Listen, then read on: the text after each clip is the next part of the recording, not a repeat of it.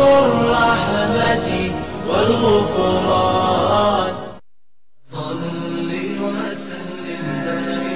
नाज़रीन, vibe TV की special इफ्तार नशरियात नेमत इफ्तार के साथ आपको खुशामदीद कहते हैं। मैं हूं आपका मेज़बान बुलंद इकबाल और हमेशा की तरह मेरे साथ मौजूद हैं जी आमिर। अस्सलाम वालेकुम। और आपको आज का रोज़ा भी हमेशा की रोज़ों की तरह मुबारक हो। मेरी हमेशा से आप लोगों के लिए दुआ होती है कि अल्लाह ताला आप लोगों का आज का रोज़ा भी हमेशा की रोज़ों की तरह कबूल करे और बहुत सुकून से आप पे रोज़ा गुजर जाए। अस्सलाम वालेकुम, क्या हाल है? वालेकुम अस्सलाम जी, क्या हाल है? मैं ठीक ठाक हूँ, आप कैसे? वैसे एक बात बताएं मुझे, हम लोग लाइव शो कर रहे हैं, ठीक है, और हम लोग इससे पहले बहुत दफ़ा मिल चुके होते हैं, लेकिन फिर हम लोग शो पे भी सलाम कर लेते हैं। एक्चुअली जब हम व्यूअर्स के सामने, नाज़रीन के सामने आके खड़े होते हैं ना, तो हमारी कोशिश होती है कि हम उनको शो करेंगे जी, हम उनको सलाम, जैसे कि आपस में एक दूसरे को सलाम करने का मतलब ये होता है कि हम अपने व्यूअर्स को सलाम कर रहे हैं। वैसे लेकिन हम लोग इतना बिजी रहते हैं कि जिस वक्त हमारी मुलाकात होती है ऑफिस में भी, तो वो बस सिर्फ अस्सलाम वालेकुम ये कहकर मैं अपने काम से, बुलंद साहब अपने कामों में लगे होते हैं, क्योंकि इतना बिजी रूटीन हो जाता है हमारे रमजानों में। नींदें हमारी नहीं पूरी हो रही होती हैं। आपकी नींद पूरी हो रही है? मेरी नींद बहुत कम पूरी हो रही है। मैं 3-4 घंटे सहरी के बाद सो पाता हूँ। सहरी से पहले जो है सोना बड़ा मुश्किल हो जाता है। सही है। आदत नहीं है सोने की सहरी से पहले, और उसके बाद जाहिर सी बात है पूरी रात आप जाग रहे होते हैं। सहरी इतने पहले हो गई, 6 बजे सहरी हुआ करती थी, सो जाया करते थे। अब जाहिर सी बात है आप 3:30 पौने 4 बजे से खाना शुरू करते हैं, सहरी के इंतजाम शुरू हो जाते हैं, तो उससे पहले आप क्या सोएंगे? 2 बजे मैं वैसे सोता था, तो अब सहरी के बाद भी फिर ये होता है कि आप जब सहरी के बाद नमाज पढ़ लेते हैं तो वुजू करने के बाद आपकी सारी नींद सब गायब हो जाती है। और फिर सेकंडली अगर आपकी नींद हार्डली इफेक्टिवली आप सोते हैं कोई 5:30-6 बजे, फिर आपको 9 बजे सुबह, 9-9:30 बजे सुबह ऑफिस के लिए उठना होता है, तो आप क्या करेंगे? सही बात है। लेकिन अगर हमारी नींद नहीं पूरी हो तो उससे आप देखिएगा कि पूरे दिन जो है वो हमारा रूटीन थोड़ा सा डिप्रेशन की तरफ रहता है। हम बहुत ज़्यादा ड्राउजी सा फील कर रहे होते हैं अपने आप को, और सही से काम में दिल नहीं लग रहा। इसीलिए देखें, हमें जो सिस्टम बताया गया है, और इस्लाम में भी हमें बताया गया है कि पूरी नींद करना एक सिस्टम जो हमें दे दिया गया है, वो सिस्टम से अगर हमारा सिस्टम थोड़ा सा भी आउट होता है, बात सही है, लेकिन असल में जी देखें, हमें जो चीज़ अल्लाह ताला ने बताई है वो ये बताइए कि जी हमें नींद यानी मगरिब या इशा की नमाज पढ़ के सो जाना है, और उसके बाद जो लोग सही मानों में इस चीज़ को फॉलो करते हैं वो इशा की नमाज पढ़ के सो जाएं, और उसके बाद फिर फजर की नमाज पे उठ जाएं। उनका रूटीन तो बहुत अच्छा रहता है, जाहिर सी बात है उनके लिए नॉर्मल है। लेकिन कराची की बिजी लाइफ में, खास तौर पे मीडिया की इस लाइफ में बहुत मुश्किल होता है कि कोई ईशा की नमाज पढ़ के सो जाए।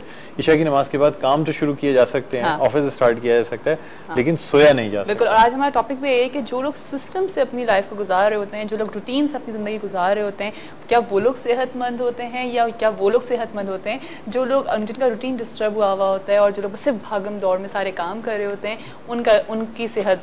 लेकिन जी आप मेरे ख्याल में कि ऐसे लोग जो कि रूटीन से अपनी लाइफ गुजारते हैं वो ज़्यादा सेहतमंद होते हैं। लेकिन मैं एक बात नाज़रीन से भी कहूँगा कि फिर उनकी लाइफ से होती है ना, वो बहुत ही रोबोटिक हो जाती हैं। मुझे खुद लाइफ में बहुत ज़्यादा रूटीन को फॉलो करना पसंद नहीं है। इंसान नेचुरल चीज़ है, स्पॉन्टेनियस होना चाहिए। बहुत ज़्यादा रूटीन फॉलो करना, मुझे ऐसे लोग अंदर से बहुत ज़्यादा एबनॉर्मल से लगते हैं जो बिल्कुल रूटीन से चल रहे हो कि जी हमें 2 बजे दोपहर खाना खाना है, 8 बजे रात का खाना खाना है, सुबह इतने बजे नाश्ता करना है।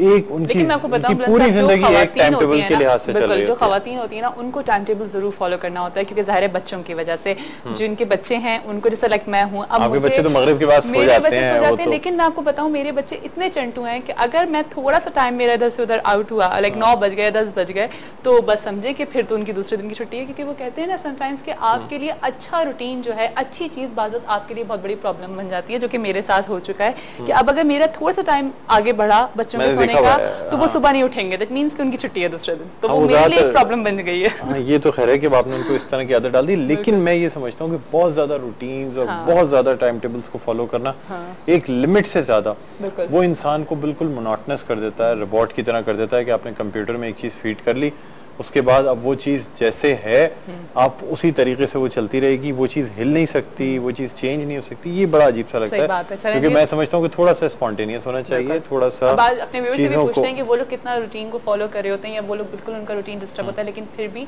उनके काम हो जाते हैं, वो लोग सही टाइम पे अपने काम कर लेते हैं। क्योंकि बहुत सारे लोग हैं जिनको पता होता है कि वो इस टाइम में ये सारे काम कर लेंगे, वो इस टाइम पे यहाँ पे भी पहुँच जाएंगे। बहुत सारे लोग हैं जो जिनको अपने बारे में पता होता है, बहुत सारे लोग हैं जो नहीं कर पा रहे होते हैं। तो हमें हमारा सिस्टम खुद से पता होता है, हम खुद अपने आप को एनालाइज कर रहे होते हैं पूरे दिन में कि अच्छा आज हमने ये करना है, मैं इस टाइम पे काम कर जाऊंगी। तो आज हम जरा थोड़ी सी ये बात करें कि जो लोग टाइम टेबल को फॉलो करते हैं वो क्या करते हैं, और जो टाइम टेबल को फॉलो नहीं करते वो क्या करते हैं। अच्छा, एक बात आज थोड़ी सी ओलंपिक्स के हवाले से भी करना चाहूँगा, वो ये है कि देखें ओलंपिक्स की कल इख्तितामी तकरीब आ गई, सबने देख भी लिया ओलंपिक्स, लेकिन बहुत अफसोस के साथ पाकिस्तान कोई तमगा नहीं जीत सका। और अफसोस भी होता है, और मुझे वो वक्त याद आता है जब अगर एक हॉकी टीम कोई तमगा जीत लेती थी, या एक हुसैन शाह ने इस वक्त बॉक्सिंग में एक ब्रॉन्ज मेडल भी जीत लिया था, तो पूरे मुल्क के लिए बड़े फख्र की बात हो गई थी। लेकिन फिर भी अफसोस भी होता है और समझ नहीं आता कि इतना बड़ा मुल्क, इतने टैलेंटेड लोग, लेकिन इतने टैलेंटेड लोग होने के बावजूद भी पूरे ओलंपिक से एक तमगा भी अपने नाम नहीं कर सके। बिल्कुल, लेकिन अफसोस की बात है, क्योंकि अगर हम लोग को एक तमगा जीत जाते तो आज हमारे लिए बहुत बड़ा फख्र होता है, क्योंकि कल जिस 14 अगस्त भी है, तो हम लोगों की खुशियाँ, क्योंकि हम लोग वो लोग हैं जो छोटी छोटी खुशियों को बहुत बड़े लेवल पे सेलिब्रेट कर रहे होते हैं। हमारे पास कोई एक छोटी सी खुशी आती है, हम उसको एक ऐसा बना देते हैं कि जिससे पता नहीं हमने क्या कर लिया है। और मुझे याद है जब हम वर्ल्ड कप के टाइम पे जब हम खेल रहे थे, तो उस वक्त एक अलग ही हमारा होता है। इवन हमने जब T20 जीता तो उस वक्त हमारी एक अलग खुशी थी। तो वही वाली बात है ना कि हम लोग, मेरे ख्याल से हमारी कौम जो है ना वो खुशियों की भूखी है, खुशियों की भूखी है। कहीं छोटी छोटी खुशियां अगर मिल जाती हैं, T20 जीत जाए, वर्ल्ड कप जीत जाए, कुछ रमजान है। लेकिन एक वो वक्त भी था जब स्नूकर की वर्ल्ड चैंपियनशिप भी पाकिस्तान के पास थी, हॉकी भी पाकिस्तान के पास था, क्रिकेट भी पाकिस्तान के पास था, और स्क्वॉश भी पाकिस्तान के पास था। एक ही वक्त में 4 चीजों का वो होना मेरे ख्याल में बहुत बड़ी बात है। लेकिन आइए थोड़ा सा बैठ के इस ट्रांसमिशन को आगे बढ़ाते हैं। तो अब जब हम देखते हैं कि इस मौके पे, यानी इतना सब कुछ होते हुए, इतने पाकिस्तान दूसरी चीज़ों में आगे होते हुए, लेकिन गेम्स में वाकई ऐसा फील हुआ। हालांकि इस चीज़ में हमें बहुत आगे बढ़ना चाहिए, क्योंकि गेम्स आपको बहुत ज़्यादा सपोर्ट कर रही होती है। स्पेशली जब हम कहीं से बाहर मुल्क में जाते हैं तो वहाँ पे पाकिस्तान का नाम, जैसे ओलंपिक्स में पूरी दुनिया से लोग आए हुए थे, तो इसमें अगर पाकिस्तान का नाम एक डिफरेंट वे से लिया जा रहा बहुत ही यानी अफसोस भी हुआ, और ये भी हुआ कि क्योंकि जिस वक्त इख्तितामी तकरीब चल रही थी, उस वक्त तमाम मुल्कों की टीमों को सेलिब्रेट करते हुए दिखाया जा रहा था। उसमें कीनिया की टीम भी थी और दूसरी टीम्स भी थी, लेकिन जो एक टीम मिसिंग थी वो थी पाकिस्तान की टीम, जिस पर अफसोस भी होता है कि यानी इतना सब कुछ होने के बावजूद भी पाकिस्तान की टीम को उस तरीके से नहीं दिखाया गया, इसलिए कि जुबिलेशन पाकिस्तान की टीम में नहीं थी।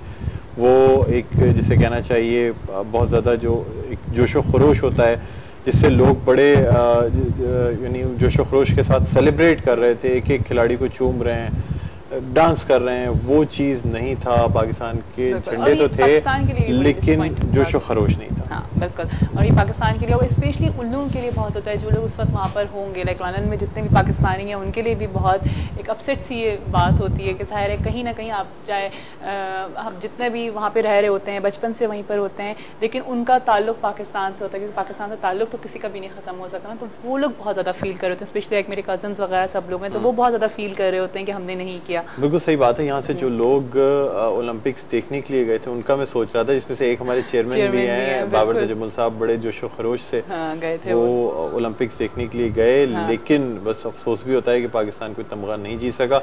हम हर ओलंपिक्स में यही सोचते हैं कि शायद अब अगले ओलंपिक्स में कुछ कर जाएंगे, शायद उसके बाद कुछ कर जाएंगे, लेकिन कितने ही ओलंपिक्स गुजर चुके हैं और हम हर दफा इसी अहद के साथ, इसी सोच के साथ वापस आ जाते हैं। मैं तो वो लड़की हूं जो उम्मीद पे रहती हूं, और मैं समझती हूं कि हमें अपनी होप को नहीं खत्म करना चाहिए। वो ज़माना था जिस ज़माने में कराची प्लान किया जा रहा था कि यहाँ ओलंपिक्स होंगे।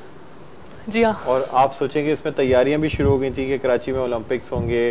किस तरह वो जो इफ्तिताई तकरीबात होती हैं, वो सारी चीज़ें, वो सारी प्लान की जा रही थी, और आज हम ये देखते हैं कि एक तमगा भी पाकिस्तान के पास है। बिल्कुल, बस है थोड़ी सी डिसअपॉइंटिंग बात, लेकिन मैं लाइक मेरे व्यूअर्स को भी पता है, मैं हमेशा एक बात करती हूँ कि हमें अपनी होप को अपने साथ रखना है, हमें उम्मीद को जगा के रखना है। तो मेरे ख्याल से एक दिन आएगा कि ओलंपिक्स हमारे सारे तमगे हमारे पास होंगे, आप बेफिक्र रहिए। पहले ओलंपिक्स यहाँ बहुत बड़ी बात है, यहाँ तो एक छोटा सा हॉकी का मैच या क्रिकेट मैच होना मुश्किल हो जाता है। जो हमारी सिक्योरिटी की हालात हो गए, आप देखें इतना बड़ा लंदन ओलंपिक्स हो गया, कोई मिसहैप नहीं हुआ। बहुत बड़ी बात है कि कोई ऐसा मिसहैप नहीं हुआ, कुछ नहीं हुआ, और बड़े अच्छे तरीके से सारी चीजें अंजाम पाई हैं। अच्छा लगा कि चले खैर, क्योंकि देखिए दुनिया में कहीं भी कुछ होता है अल्टीमेटली नाम पाकिस्तान पे ही आता है। बल्कि आपको याद होगा वो यही होता है कि कोई भी बात होती है तो केस हुआ था, पाकिस्तान के ऊपर नाम आ रहा था। जो आखिरी वक्त में जो सारा जो नजला आता है वो पाकिस्तान के ऊपर आता है कि जी कहीं ना कहीं से पाकिस्तान इन्वॉल्व होगा, तो तमगे नहीं जीते हैं इसलिए, और कुछ नहीं तो कुछ गड़बड़ी करा दिया। लेकिन हमें इस बात पे भी तो यकीन रखना चाहिए ना कि जो कुछ होता है वो हमारे लिए बेहतर होता है। हो सकता है इसमें पाकिस्तान की कोई बेहतरी हो, तो इसलिए हम लोग गुजारा कर जाते हैं कि मे बी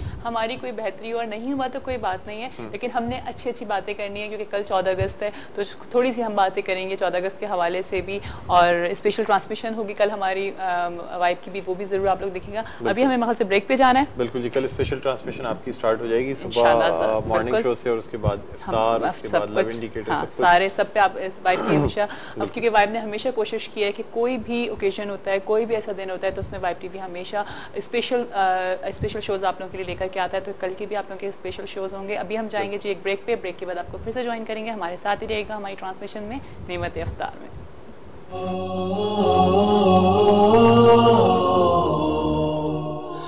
Oh